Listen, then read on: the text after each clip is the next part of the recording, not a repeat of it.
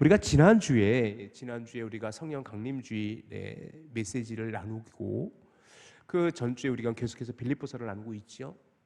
빌립보서 말씀 오늘도 계속해서 이어가려고 해요. 빌립보서 오늘 본문에 읽은 본문은 우리가 너무나도 잘 알고 있는 푯대를 향하여 그 믿음의 고백이 있는 본문이기도 해요. 우리 설교좀 한번 읽어보실래요? 시작. 여러분은 지금 어디로 달려가고 있습니까? 어디를 향해 가고 있습니까? 무엇을 향해 가고 있습니까? 사도 바울이 우리가 2주 전에 함께 나누었던 것처럼 그는 인생에서 엄청난 것을 이루었어요. 사도 바울은 정말 바리새인 중에 바리새인이었고 히브리인 중에 히브리인이었고 정말로 율법에는 흠이 없고 완전하고 열심으로는 교회를 핍박하는 자였었어요. 하지만 그 모든 것을 무엇으로 여겼어요? 배설물로 여겼어요. 그 이유 중에 하나는 뭐지요? 두 가지 이유가 있었어요. 첫 번째 뭐냐면 그리스도 안에서 발견되게 하기 위해서.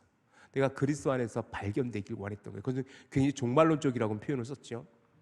그가 나중에 이 땅에서 삶이 마무리되어졌을 때 그리스도 안에서 그가 구원의 은혜를 경험하기 위해서라고 한 거예요. 또 하나는 뭐냐면 그것과 연관되어지지만 내가 부활에 참여하고자 함이었다라고 분명히 사도 바울은 이야기하고 있잖아요.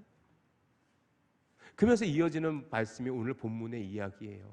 그렇지만 나는 아직까지 달려가고 있어요. 우리 12절 같이 한번 읽어봅시다. 오늘 본문 12절 같이 큰 소리로 시작. 내가 이미 얻었다 함도 아니요 온전히 이루었다 함도 아니라 오직 내가 그리스도 예수께 잡힌 바 된 그것을 잡으려고 달려가노라. 아니야. 마치 11절까지만 읽으면 막 부활에 이르려 하노라. 나는 그렇게 믿음으로 살아가고 있어 라고 하지만 사도 바울은 또다시 고백하는 것은 그렇지만 분명한 것은 나는 아직까지 이 땅에서 살아가고 있고 나는 이미 이루었다 함도 아니요 온전하여 이루었다 함도 아니라 오직 그리스도 예수께 잡힌 바 되어져 그것을 잡으려고 잡힌 바 되어져 잡으려고 쫓아가는 이렇게 표현되고 있는 이것을 좀 더 쉽게 얘기하면 그리스도에게 잡힌 바 된 인생을 살아가며 여전히 나는 그리스도를 위해서 달려가고 있어. 그것을 잡으려고라는 것은 결국 뭐냐면 히브리 헬라어 원문에는 목적어가 없어요. 12절에서 잡으려고 달려간다라는 무엇을 잡으려고 하는지 목적어가 없어요. 우리 성경에는 그것을 이란 지시대명사로 표현되어지고 있는데 그것은 결국 뭐냐면 이미 앞에서 얘기했던 내가 그리스도 안에서 발견되고 내가 부활에 참여하기 위해서 내가 여전히 그리스도에게 잡힌 바 되어 달려가고 있어. 여전히 그는 그 인생에서 열심을 다해 달려가고 있다라는 거예요. 우리가 빌립보서를 처음 이야기 나눌 때에 분명히 말씀드렸고 꼭 기억하라고 부탁드렸죠. 빌립보서 쓸 때 사도 바울은 어디에 있었어요? 감옥에 있었어요. 그렇지만 여전히 그는 예수 그리스도께 잡힌 바 된 인생을 살아가고 있음을 지금 고백하고 있는 거잖아요. 여러분은 지금 어디로 달려가고 있나요? 무엇을 위해 달려가고 있나요? 아니면 나는 완주했어, 나는 이제 내 인생 다 산 것 같아 라고 그렇게 안주하고 있나요? 우리는 종종 인생을 마라톤에 비유합니다. 여러분 혹시 내가 달려갈 길은 이라는 설교 주제니까 아마 마라톤 얘기할 수도 있겠다라고 짐작하셨나요? 여러분 짐작대로 우리 마라톤 얘기 조금만 봅시다. 이 마라톤이라는 42.195km를 달리는 스포츠 경기, 육상 경기. 자, 그런데 마라톤과 인생을 우리가 흔히 비교하는데 우리 도대체 마라톤과 인생은 무엇이 그렇게 같을까? 한번 여러분 생각해 보셨어요? 첫 번째 여러분 중요한 건 뭐냐면 우리 첫 번째 같이 한번 읽어봅시다. 시작. 방향이 중요해요. 이것은 뭐 비단 마라톤뿐만이 아니고 우리가 목적지를 향해 갈 때는요 언제나 결승점이 중요해요. 42.195km가 마라톤의 코스잖아요. 그렇죠? 42.195km를 뛰어야 되는데 결국 40km까지만 42km까지 뛰고 결승점에 도달하지 못하면 그 인생을 완주하지 못하는 거잖아요. 그 마라톤 경기를 완주하지 못하는 거잖아요. 이렇듯이 우리의 인생도 마찬가지예요. 끝까지 우리의 결승점에 도달할 때까지. 근데 그 결승점이 어디일까요? 여러분의 인생의 결승점은 어디예요? 여러분 결승점에 도달해 있나요? 우리의 인생의 결승점은 어딜까요? 따라해 보실래요? 주님 앞에 서는 것입니다. 시작. 바로 그거예요. 어디에? 누구 앞에? 주님 앞에 서는 거예요. 그때까지 우리는 끊임없이 달려야 돼요.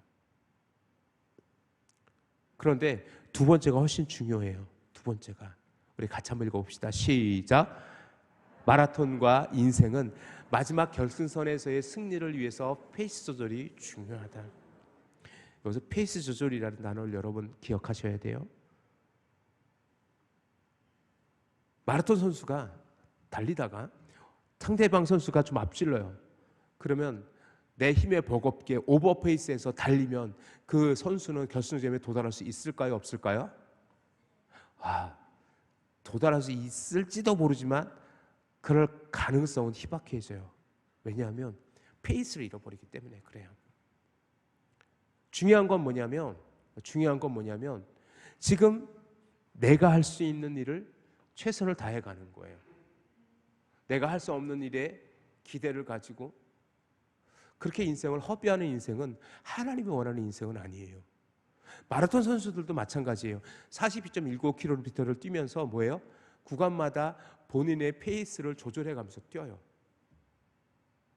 그리고 그 결과로 자기의 기록이 단축되어져 가다가 결국 마침내 그 마라톤에서 우승까지 하게 되어지는 것이요. 그러기 위해서는 뭐예요? 끊임없이 노력해야 되고 달려야 되고. 그리고 실제적으로 중요한 건 뭐냐면 그 마라토너는 그 결승점에 도달할 때까지 끊임없이 자기의 페이스를 조절해요. 너무 급하게 처음부터 빨리 달려도 안 되고, 그렇다고 너무 안주해서 뭐 나중에 끝에 가서 좀 힘을 내서 빨리 달리지만 처음부터 너무 천천히 달려가면 그는 결승점에 도달할 수는 있지만 그는 멸관을 받지 못할 수도 있어요. 왜? 승리할 수 없으니까. 인생도 마찬가지예요. 우리의 인생도 마찬가지 아닙니까? 남보다 더 잘나 보이고 싶고 나보다 앞서려고 오버페이스 하면은 그 인생은 하나님이 원하는 인생은 아니에요. 그렇다고 그 인생이 성공한 인생이라고 누가 장담할 수 있겠습니까? 그렇기 때문에 정말 중요한 거는 뭐냐면 세 번째예요. 세 번째 우리 같이 한번 읽어봅시다. 시작. 마라톤과 인생은 조금 빨리 뛴다고 꼭 우승하는 것이 아니며 지금 조금 지쳐져 있다고 해서 꼭 늦은 것은 아님을 깨닫는 것이 중요한 거예요. 꼭 기억하세요. 조금만 생각해 보시죠. 우리의 인생도 마찬가지예요. 때로 실패하고 넘어질 수 있어요. 때로 누군가보다 뒤처진 것 같은 상실감이 들 때도 있어요. 저도 한때 그랬었어요. 그렇지만 어느 순간 하나님께서는 우리가 여전히 우리의 페이스대로 우리의 삶을 살아가고 우리가 그 순간순간 우리가 최선을 다해 살아갈 그때에 하나님께서는 우리를 마침내 승리케 하시고 우리 가운데 그 마라톤에 완주하는 마라토너처럼 우리의 인생을 완주케 하신다는 사실을 여러분이 기억하시기를 주님의 이름으로 축원합니다. 그 인생을 여러분이 반드시 축복하실 거예요. 마지막으로 한 가지만 더 얘기하고 싶어요. 마지막은 뭐냐면 우리 함께 읽어봅시다. 마라톤과 시작. 마라톤과 인생은 선의의 경쟁 상대가 나를 성장시킨다라는 거예요. 마라톤하고 생각하면 그냥 혼자 뛰는 거라고 생각하는 분이 많아요. 내가 그 선수가 열심히 하면 되는 것처럼 생각하시는 분이 되게 많아요. 그렇지 않아요. 아마추어들이나 어떤 취미로 그 마라톤을 하시는 분들은 혼자 그 마라톤의 달리기를 그 42.195km 혹은 10km, 20km 이렇게 달릴 수 있어요. 하지만 진짜 마라토너 선수들 올림픽에 출전하거나 세계 육상 선수권대회에 출전하거나 혹은 보스턴 마라톤이라든지 유명한 세계적으로 유명한 마라톤 대회에 참가하는 선수들, 우승을 목표로 달리는 선수들은요, 세계권에 있는 선수들은 뭐예요? 그 마라톤을 경기를 준비할 때 어떻게 준비해요? 본인 1차적으로 본인이 최선을 다해서 본인의 컨디션을 조절하는 것은 물론이거니와 나와 경쟁 상대인 선수들의 기록과 그 선수들을 다 체킹해요. 그리고 실제적으로 마라톤을 뛸 때, 여러분 마라톤 중계 보셨죠? 그냥 계속 뛰는 것 같이 보이지만 그 속에는 엄청난 작전이 있어요. 작전을 세워요. 어디에서 어느 정도 스피드를 가고 어디부터 어디까지 가고, 그러면서 경쟁 상대와 어느 정도 처지면 안 된다는 것까지 다 계산해서 뛰어요. 그런데 중요한 건 뭐냐면 그 나의 경쟁 상대가 있는데 그 선의의 경쟁 상대잖아요. 그 경쟁 상대와 겨루면서 뭐예요? 내 기록도 단축되어져요. 조금씩 조금씩. 그것이 마라토너예요. 실제적으로 마라토너들은요, 그렇게 끊임없이 그 어느 한 대회를 출전하기 위해서는 자기와 기록이 비슷한 선수들의 컨디션도 체킹한다고 해요. 그리고 실제적으로 마라톤을 뛸 때에 그 상대방의 선수가 어느 정도 스피드로 달리고 있는지, 또 나는 어느 정도 스피드로 맞춰가야 되는지, 그걸 어디까지 쫓아가야 되는지 다 작전을 세워서 그렇게 경기를 하게 된다고 합니다. 그리고 마라톤에서 가장 중요한 그 분기점은 35km라고 해요. 42.195km 중에 35km에서 40km가 이제는 그 순위를 결정하는 마의 구간이라고 해요. 35km 지점의 마의 구간이기도 하고, 그때부터 진짜 경쟁이 시작되는 거예요. 그때까지 뭐예요? 계속 페이스 유지하고 상대방과 경쟁하면서 그렇게 오고, 정말 35km 지점이 딱 지나면 그때부터 뭐예요? 이제는 진짜로 최선을 다해서 마지막까지, 그 결승점까지 달려간다고 해요. 마찬가지예요. 우리는 늘 함께 누군가와 함께 살아갑니다. 내 주위에 누군가가 있어요. 천상천하 유아독존을 외치는 그 누군가가 있었지만 우리는 천상천하 유아독존을 혼자 살아갈 수 있는 존재는 아니에요.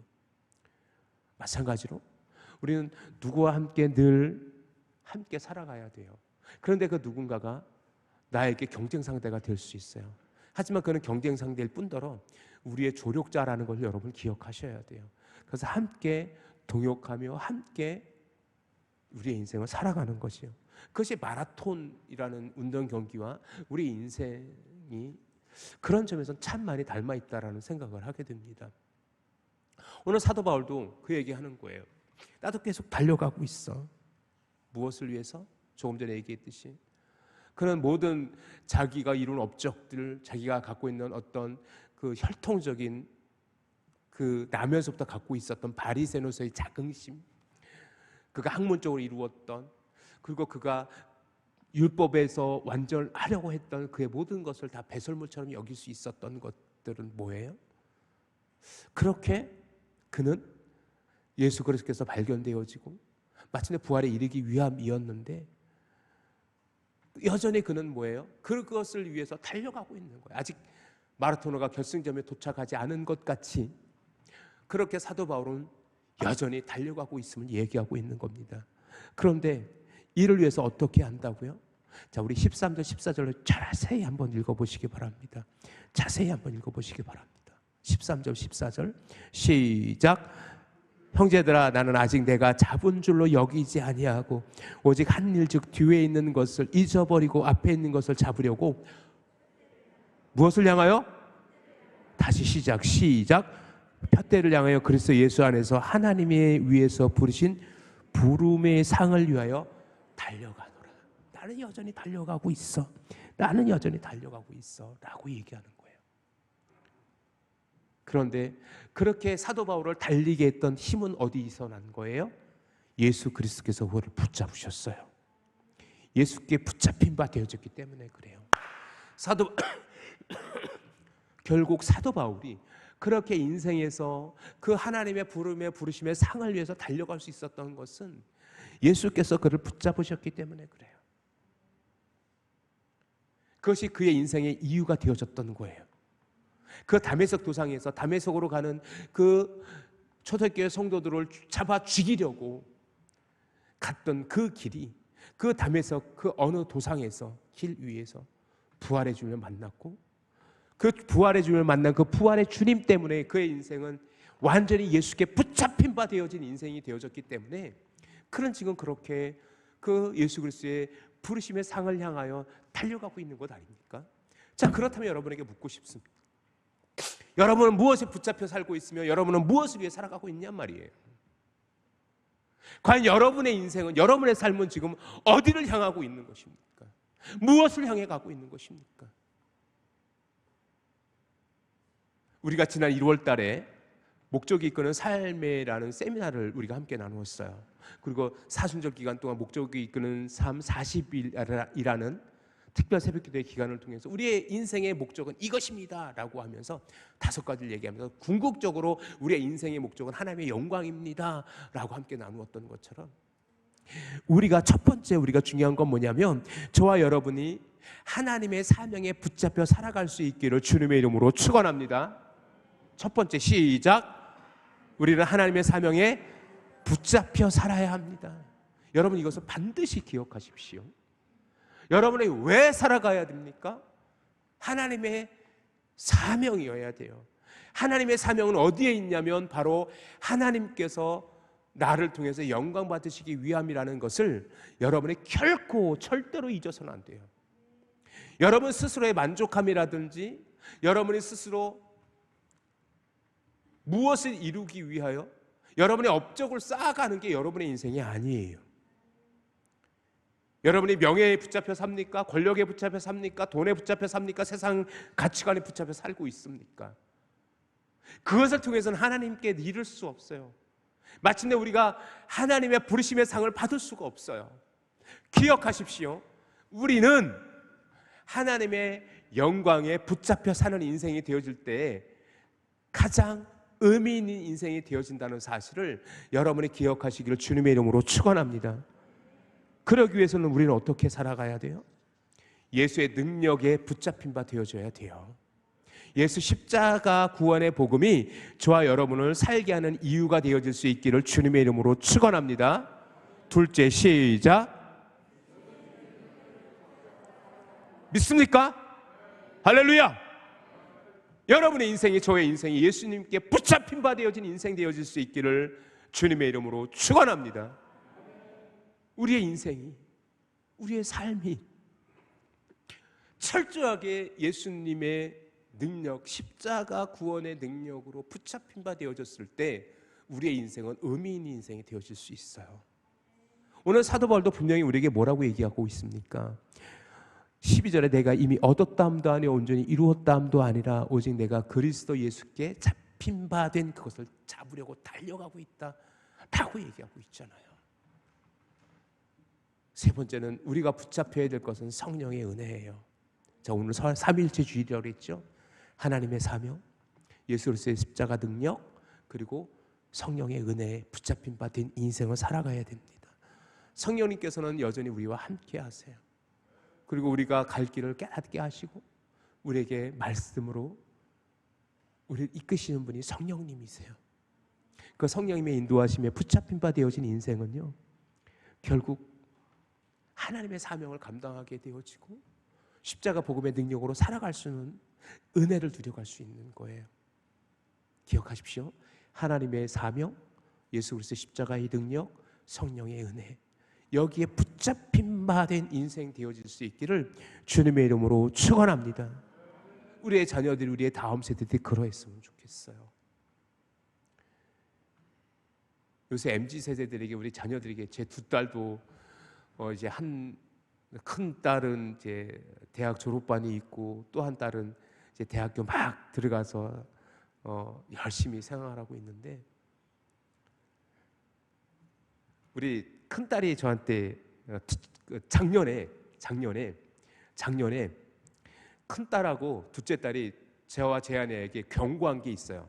뭘 경고했냐면, 아빠, 엄마, 우리한테 절대로 이거는 물어보지 마세요라고 한 게 뭐였냐면, 큰 딸은 뭘 물어보지 말라고 우리에게 엄포를 놨냐면, 너 직장 뭐 어디로 구할 거야? 너 어떻게 직장 구할 거야? 너 졸업하면 뭐 할 거야? 물어보지 마세요. 절대로 물어보면 안 돼요라고 엄포를 놨고, 둘째 딸은 그때 한참 고3이었었어요. 막 이제 이때쯤 됐던 것 같아요. 와서 엄마 아빠한테서 진짜로 다짐하고 다짐하며 또 다짐하며 엄포했던 게 뭐냐면, 너 어느 대학 갈 거야? 라고 절대로 물어보지 마세요. 절대로 물어보지 마세요. 엄포를 놨었어요. 지금도 큰딸에게 지금 이제 막 졸업반을 앞두고 있는데, 너 졸업하고 뭐 할 거야? 라고 물어볼 수가 없어요. 물어보면요 분위기가 샤해져요. 이 설교 지금 우리 딸이 듣고 있는데, 요새 MZ세대들에게 너 꿈이 뭐야? 라고 묻기가 너무 두렵지 않아요? 감히 물어볼 수도 없어요. 제가 어렸을 때만 해도 부모님이, 어르신들이, 선생님이 너 뭐 할 거야? 너 꿈이 뭐야? 라고 물어봤지만, 그리고 나는 꿈이 이런 꿈이 있어 라고 대답하기도 했었지만, 요새는 어때요? 감히 꿈을 물어볼 수 없는 세대가 됐어요. 왜?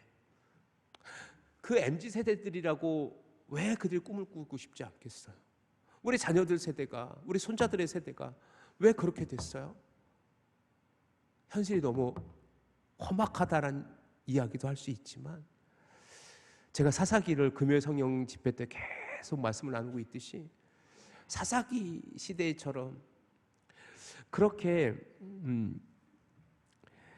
결국 하나님의 뜻을 묻기보다는 자기 옳은 대로 행하고 있기 때문은 아닐까라는 생각도 해봐요. 결국 하나님의 관점에서 보는 것이 아니라 세상의 관점에서 보고, 하나님을 향한 믿음의 고백이 아니라 세상적인 가치관에 매몰되어져 있다 보니까 세상에서 살아가니 벽에 부딪히고, 결국 그들이 더 이상 꿈을 꿀 수 없게 되고, 더 이상 그들은 내일을 이야기하지 않는 세대가 되어버리는 것은 아닐까, 마음이 무거워요. 사사기 21장 25절에 분명히 뭐라고 기록되어져 있어요? 이 사사시대를 뭐라고 정의하고 있어요?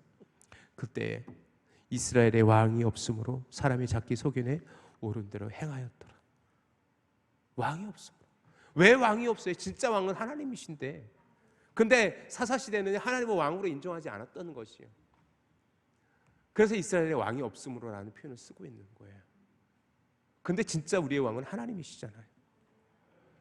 정말 중요한 건 뭐냐면, 지금 우리가 달려갈 길이 어디 있고, 우리가 꿈꿔야 될 그 꿈은 어디 있으며, 우리의 비전은 어디 있는지 분명히 다시 한번 고민해 볼 필요가 있어요.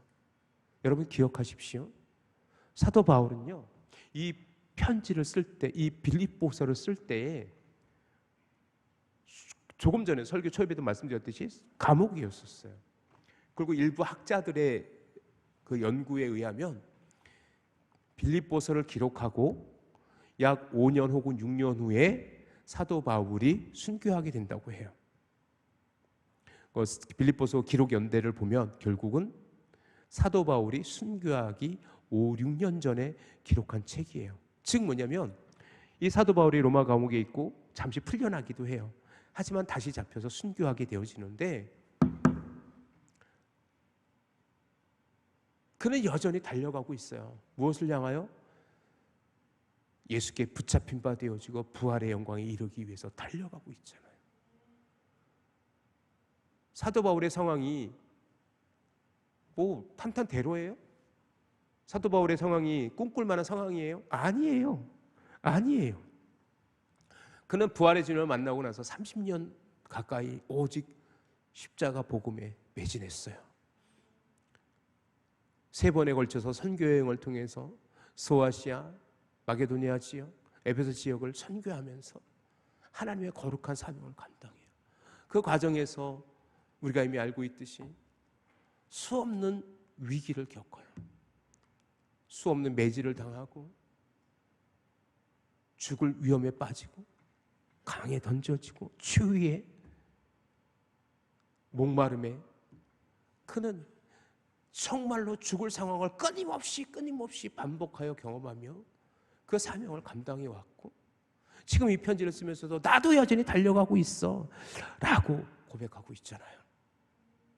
사랑하는 성도 여러분, 여전히 우리의 삶이 그 십자가를 향하여 예수님께 붙잡힌 바 되어 하나님의 능력으로 하나님의 사명을 가지고 오늘도 달려가는 저와 여러분 되어질 수 있기를 주님의 이름으로 축원합니다. 안주하지 마세요. 이 땅에서 여전히 내가 살아가고 있다는 것은 하나님께서 이 땅에서 우리의 생명을 연장시킨 이유가 있는 거예요. 여전히 내가 살아갈 이유가 있는 거예요. 오늘 12절과 14절에 두 번이나 반복되어 사용되어진 단어가 달려가노라라는 단어예요. 달려가노라, 달려가노라. 이 달려가노라라는 헬라어가 되게 멋진 단어가 있어요. 디스코라는 단어가 디스코가 아니고 디오코라는 단어가 써요. 디오코라는 단어가 쓰여지는데 이 디오코라는 단어는 여러분 밑에 해석을 호랑이도 시작. 호랑이와 사자와 같은 맹수가 먹잇감을 보고 전심전력으로 달려가는 것 이거예요. 오자가네.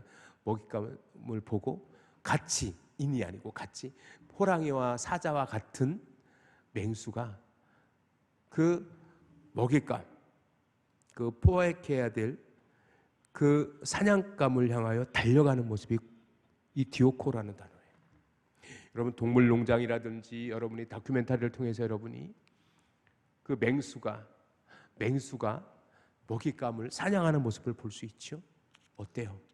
설렁설렁 가나요? 호랑이가, 사자가,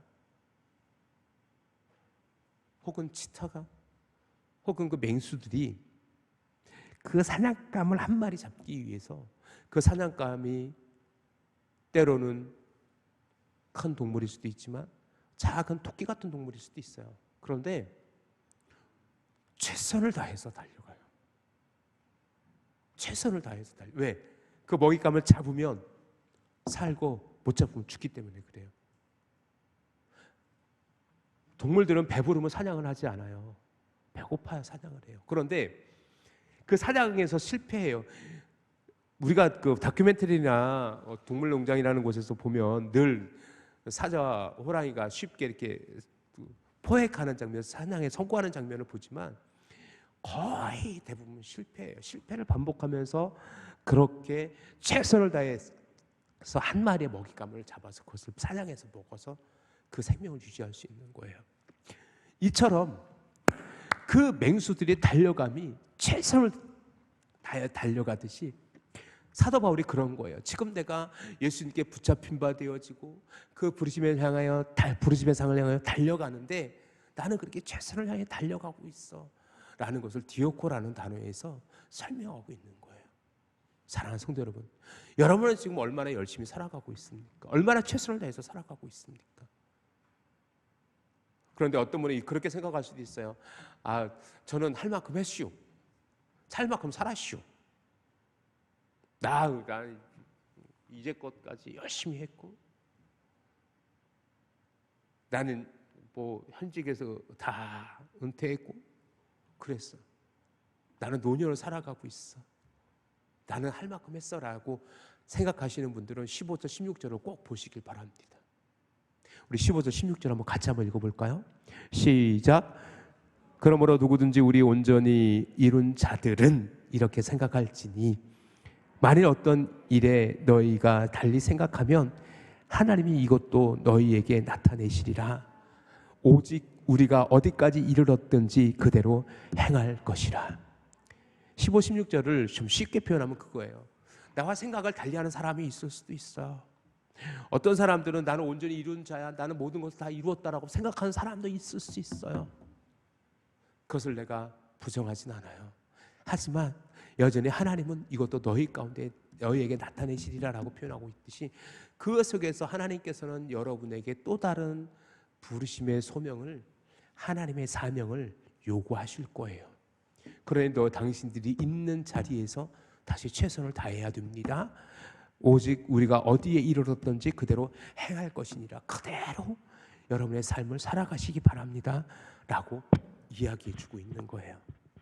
사랑하는 성도 여러분, 때로 오늘 본문에서 온전히 이룬 자 혹은 다른 표현으로는 성숙한 자라고 번역이 되어질 수 있는데 어떤 학자들은 이들을 유대 율법주의자들처럼 율법에 안전했던 그런 자신감을 이야기하는 것으로 이렇게 해석하기도 해요.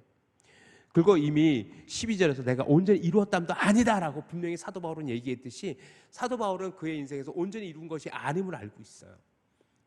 그런데 만에 하나 사도 바울이 15절에서 얘기하는 건 만에 하나 혹시 온전히 이룬 자들은 스스로 만족되이 난 다 이루었다고 생각하는 사람들을 또 한번 생각해 봐라. 너희가 내 생각과는 다를 수 있지만 여전히 하나님이 이것도 너희에게 나타내시지 않겠냐, 이것도 너희에게 또다시 하나님께서 보여주시지 않겠냐, 사명을 보여주시지 않겠느냐. 그러니 너희가 어디에 이르렀든지 어느 상황에 처해있든지 그대로 너희의 삶에서 최선을 다해서 하나님께 달려갔으면 좋겠어 라고 사도 바울은 이야기하고 있는 것입니다.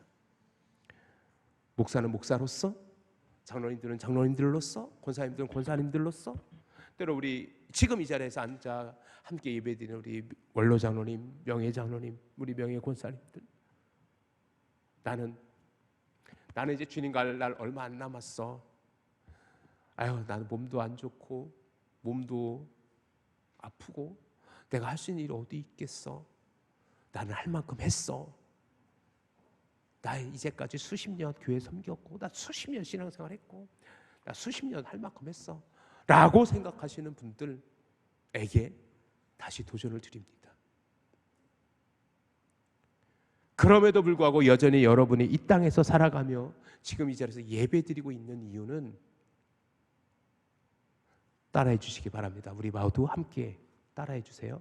여전히 하나님은 나를 사용하기 원하십니다. 그래요. 기억하세요. 우리의 인생은 어디까지냐면 주님 앞에 설 때까지예요. 믿습니까? 이 땅에서 여전히 우리가 살아가고 있다면 이 땅에서 사명이 있는 거예요. 이 땅에서 부르시면 소명이 있는 거예요. 마라톤 선수가 42.19km를 뛰어야 되는데 42.19km까지만 뛰면 완주 안 하는 거예요. 5m 남았어도 5m 그 결승점에 보일지라도 그것까지 지나가야 돼요. 결승점을 지나가야 돼요. 그래야 기록이 남아요. 마찬가지예요. 우리의 인생은 하나님께서 부르시는 그때가 되어서 우리에게 승리의 면류관이 허락될 그 순간까지 여전히 이 땅에서 우리의 삶으로 하나님께 영광을 돌려야 됨을 꼭 기억하시기를 주님의 이름으로 축원합니다. 마라톤과 같은 인생. 여러분이 어떤 이들은 우리 청년들은 아직 10km 정도에 머물러 있을 수도 있어요. 어떤 분은 40여 킬로를 지나가고 있을 수도 있어요. 어떤 분은 가장 인생의 고비 같은 마라톤의 고비 같은 35km 지점을 지나가고 있을지도 몰라요. 하지만 어디에 있든지 그곳에서 최선을 다하며 달려가기를 멈추지 말고 나의 달려갈 길 다 가도록 하나님의 은혜를 구하고 하나님의 힘에 의지하여 십자가 복음의 능력으로 또 오늘을 힘차게 살아갈 수 있는 저와 여러분 되어질 수 있기를 주님의 이름으로 축원합니다. 처음 얘기했듯이 처음에 제가 오늘 설교를 시작하며 말씀드렸듯이 교회력으로는 우리는 새로운 반년을 시작하는 날이 오늘이기도 해요. 다시 힘차게, 다시 정말 힘차게 성령 하나님을 의지하고 정말로 예수 그리스도의 십자가를 바라보며 다시금 힘차게 끝까지 그 부르심의 상을 위하여 그렇게 사도 바울이 달려갔듯 우리도 달려갈 수 있는 그런 저와 여러분 되어질 수 있기를 주님의 이름으로 축원합니다.